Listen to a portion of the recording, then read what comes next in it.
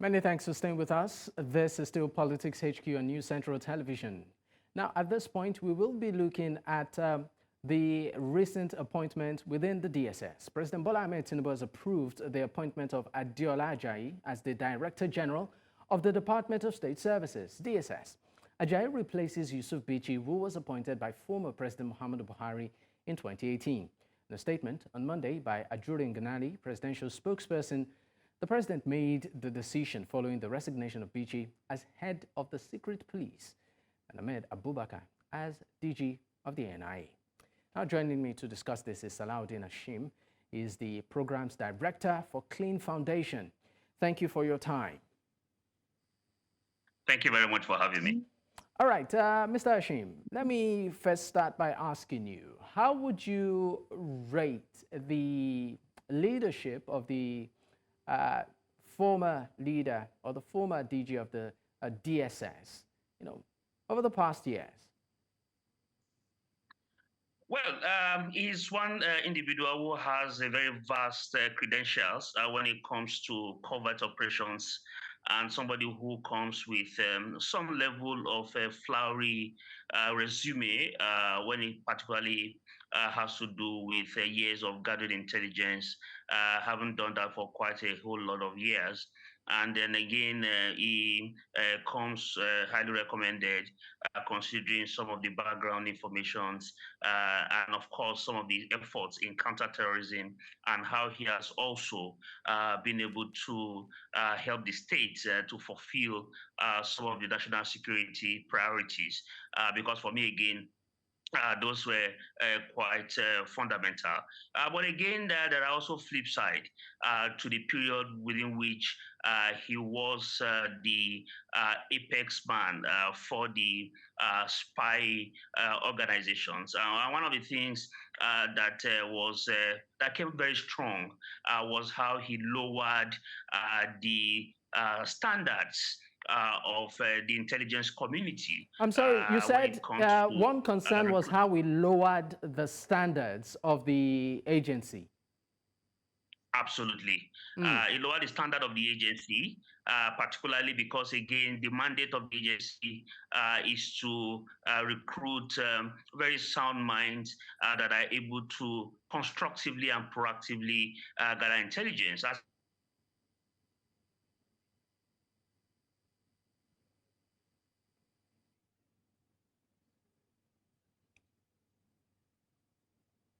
Mr. Hashim, are you there? Okay, I think we have a bit of connectivity issues, with Mr. Hashim. But I'd also like to bring in Tony Ofoyetan. He's a security consultant. He joins also virtually from Lagos. Thank you for joining, Tony. Mr. Ofoyetan, can you hear me? It's a pleasure. Thank you for having me, and good evening. All right, good evening. Before we lost connection with... I can hear you. Great. Yeah. Before we lost connection with Hashim, my question was, how would you rate... Yeah. Fine. My question was, how would you rate the leadership of the former DG of the DSS, the outgone leader, talking about Yusuf Bichi?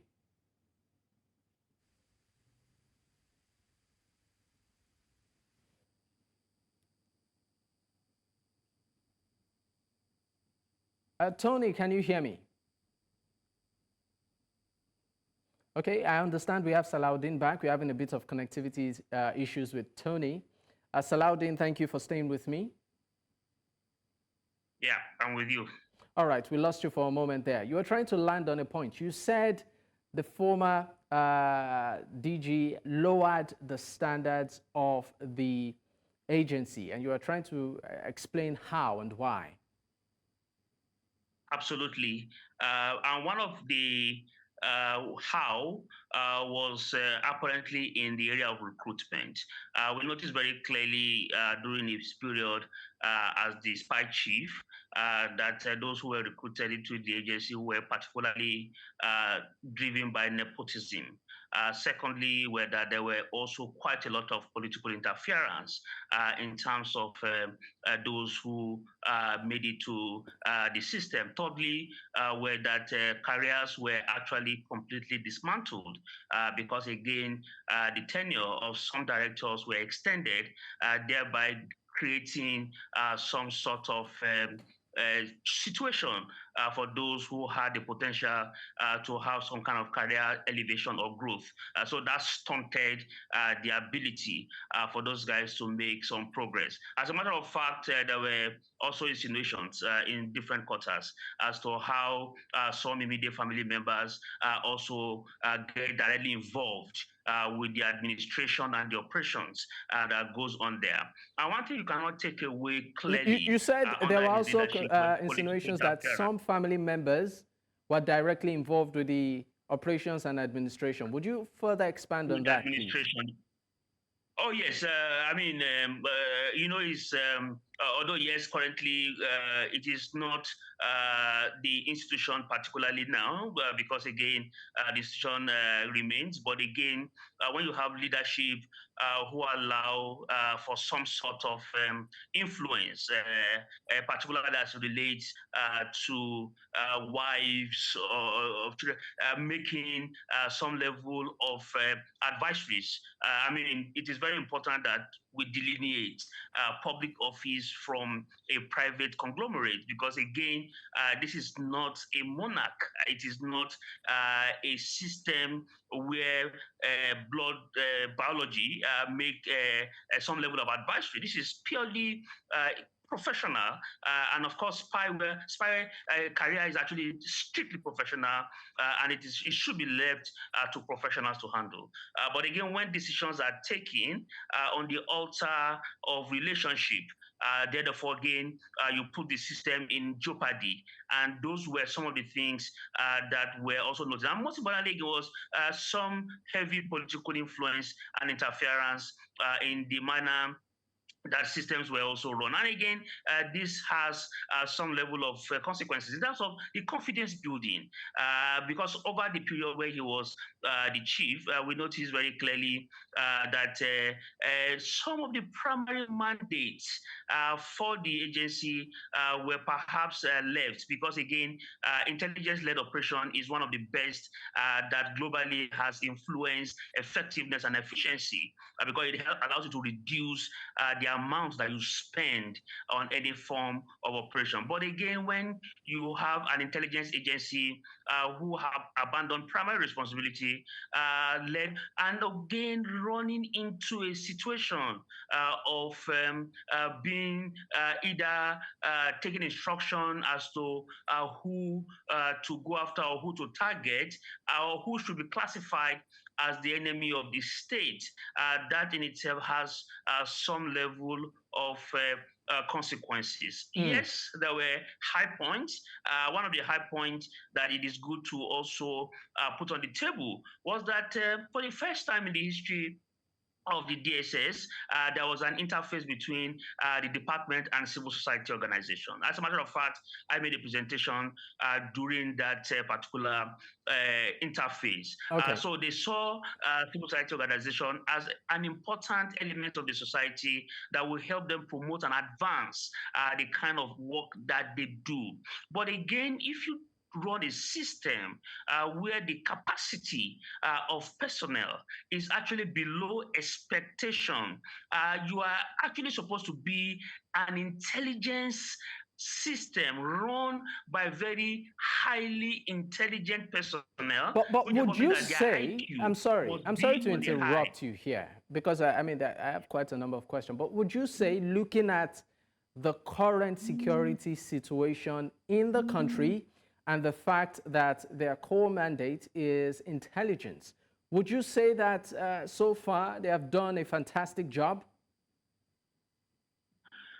Well, yeah, I mean, every other agency has got their own mandate and their terms of reference, which for me is brilliant. But again, like I said, you cannot completely wish away some wins during the period within which he was the chief. But there were also very low points. And the low points are such that have the potential to put the system in a very difficult situation in the nearest future.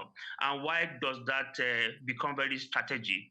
It becomes very strategic because when you have personnel who have some capacity deficits becoming and growing through the rank to lead a system, what to tell you is that decisions that will be taken in the future of that system would therefore be a question. And that for me is an area where I thought a number of people felt very concerned with. And again, even though some people have tried to debunk the fact that it was not his exit that were being celebrated, that it was the appointment of the new person that was being celebrated. So whether the incoming or the outgoing was what was being celebrated, it says one single thing, that even the system itself was quite fatigued, and that resonated with the fact that there's a need for some level of fresh air in terms of the kind of decisions and the kind of operations that were going on. All And right. that for me is actually very significant.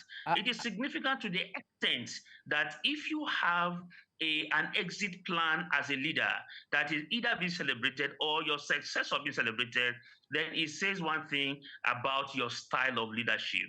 All right. Mr. Hashim, I'm sorry. I need to just leave you for a moment. I need to leave you for a moment. I understand that Tony is back. Tony Ofoyetan is a security consultant who joins virtually also from Lagos. Tony, thank you for your time. Thank you. All right. Tony, please feel free to... Thank you very much. I can hear you. Okay, great. Now, please feel free to react to any of the things Hashim has said. But my question to you is this.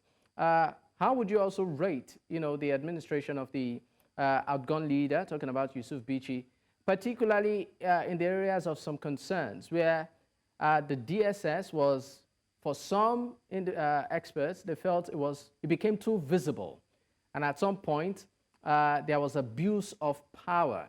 We've even seen cases where there were clashes with sister agencies like the EFCC publicly, right? And that, for many, lowered the standards of such a reputable organization. I would like you to speak on all of those. Thank you very much once again for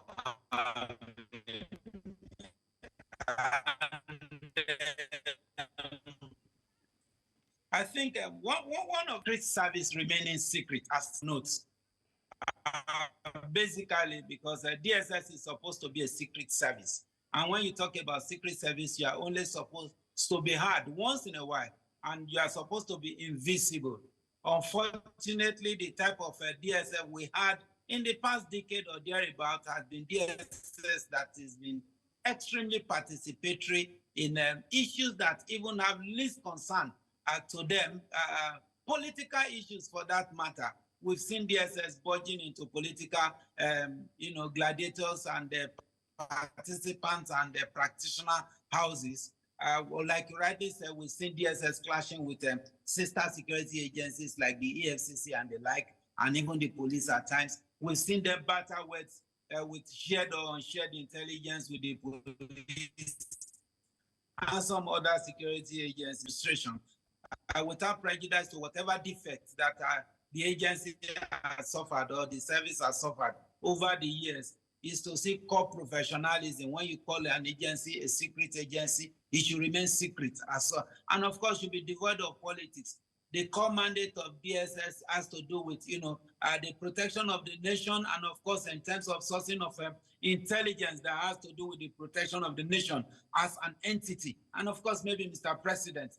Basically, those are their core mandates, not political issues. So we expect that the new DG DSS that came on board, from the little I've heard about him, I know I've heard that he's a builder, he's an achiever. He's been a director for so many years in the service, and in each of the places that been director. He has done excellently well. So we expect that he will be able to replicate that at the national level that he is now. Unlike before, where we had that the former DSS, was too inclusive to the extent that all others too exclusive, rather, to the extent that some other directors were not brought in to the mainstream of what was happening in the agencies for them to have their own contributory professional contributions and all those stuff like that. Even when he had to travel out of the country, we are told that he handily hands over to his deputy and the like, and everything will be on the standstill until he comes back and all those stuff like that. We expect a better professional approach towards intelligence because the truth is that all security agencies in the country, name them, Army, Navy, Air Force, Police, whatever they are going to do, whatever security strategy and policy that will be formulated will be premised on intelligence. And the better the intelligence, the better the security policy that will be formulated. If you have a defective intelligence, at the end of the day, what you are going to be having will be defective security policy. And I'm sure you know the implication when you are talking about, formulating a security policy or strategy on defective intelligence. You know the results already. So we expect that by now, all the basic itineraries that are expected to be expended to ensure cause security in the Northeast, like we're fighting terrorism, in the Southeast, like you fight IPOB and all those stuff like that. There are intelligence that surround all these security challenges, and this intelligence are made bare before DSS. Now they should be able to now talk about sharing it with the appropriate security agencies, and not just sharing it, ensuring that those shared intelligence are actually used by the relevant agency. If it has to do with border porosity and the like, then they should know that, okay, bring in the immigration, the custom and the like to ensure that whatever they are giving them is authentic and they are using it as it is. I expect that the new DSS should be able to understand. He has been in the service for quite some time. I'm sorry, but the strength and Tony, the weaknesses of the organization. I'm sorry to, of course, interrupt your line of thought, but I understand that we need to go on a quick break. When we return, we'll talk about what lies ahead for the new leadership. Stay with us. Many thanks for staying with us. If you're just joining, this is Politics HQ on New Central Television. And of course, we are looking at the new leadership within the DSS. I still have my guest with me. Salaudeen Hashim is the Programs Director for CLEEN Foundation, and also Tony Ofoyetan is the security consultant. Both men are joining me virtually. Thank you for your time. All right, Pleasure. Thank you. Great. Let me stay with you, Tony. You were trying to, of course, outline some of the challenges, or will I say, a task ahead, for the new leader of the DSS. Adeola Ajayi. We understand that he joined the agency in 1990 as a cadet officer, rose through the ranks to become director of operations, and of course, right now he's the top boss in that agency. What, in specifics, lies ahead for him? The primary goal of his agency is basically to provide necessary information, which becomes the ingredients that other security agencies will use. Their own is to provide them, a veritable raw material that you call intelligence. They feed other security agencies. They feed security policy formulators and strategists. So if that is the case, that means that you see them in every nook and cranny of the country, working in every aspect of the country. So if we now look at it, I would now say that they should be able to look at the critical need in terms of security need of the country now. We are fighting against terrorism. So if we are fighting against terrorism, what are the feeding tools that terrorism is using to survive in this country? Porosity of the border, proliferation of small arms, foreign infiltration, political infiltration, religious bigotry, and all those stuff like that. Now, who are those that are fueling it? Who are those that are the architects and the sponsors of this domestic terrorism. That is where I think he's going to be having his major challenge, and that is where he's going to be coming out now, irrespective of whose all is God, and he's going to bring in the information raw and bare before Mr. President, before the police, and before the NSA, and before all relevant security agencies. Now it's to be looking at even at who are the sleeper cells that have been encouraging and helping and funding and sustaining terrorism in this country. These are things that I think that the DSS should be looking at to the that whatever they are bringing, the truth has to be told. There are some that had to go into the bar. There are some that had to be, let me not use some words that because we're on air and all those stuff like that. But they know what to do on each category of these people that is giving Nigeria restlessness in the day and in the night. Now, these are the challenges that I think that the DSS has. For me, as far as I'm concerned, I think that the DSS should de-emphasize the business and monetary part of their work, even if it is nexus. You call it economic sabotage and all those stuff like that. All right. For me, I think they should just leave that for EFCC to handle and concentrate on. But they should concentrate mainly, on identifying all those that have been identified, see how they can be prosecuted. Those that are fueling and sustaining terrorism in this country, banditry and kidnapping in this country. That is the major problem we have. And that is one area I think that he should concentrate his energy on. All right, Mr. Hashim, we are pressed for time. Your take. What lies ahead? What are the expectations from the new leadership? Most importantly, confidence building amongst the other stakeholders within the system. I think that is very fundamental. Secondly, is that security is 70% intelligence. He must actually build capability to be able to gather those intelligence. Thirdly, is the fact that he needs to deal with some internal administrative confrontation, because quite a whole lot of personnel who came in who lack capacity, he's going to really deal and find some kind of ways to manage that. Number four is the fact that he will deal with some kind of political influence and interference, and they want to capture him as earlier as this, and he needs to be very wary and stay clear and know that neutrality is actually at the core of the work that he does.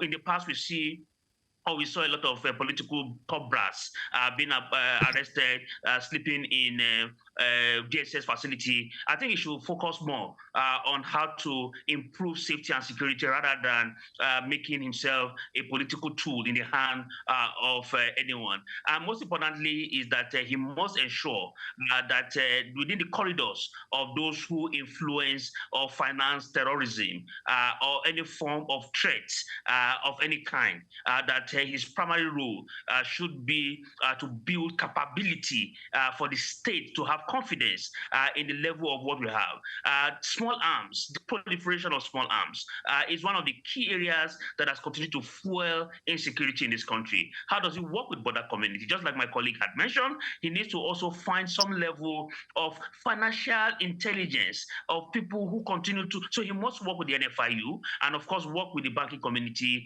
to be able to work very closely to understand what are the pattern of terrorism financing. That for me is very fundamental. And maybe finally again is that he must work with citizens because again, human transmission would help him to function in a more different manner. All right, gentlemen, thank you so much for your time on the program. Salaudeen Hashim is the program's director, CLEEN Foundation, and also Tony Ofoyetan is a security consultant. Both men joining virtually, on the program. Thank you once again for your time. Thank you very much for having me. All right.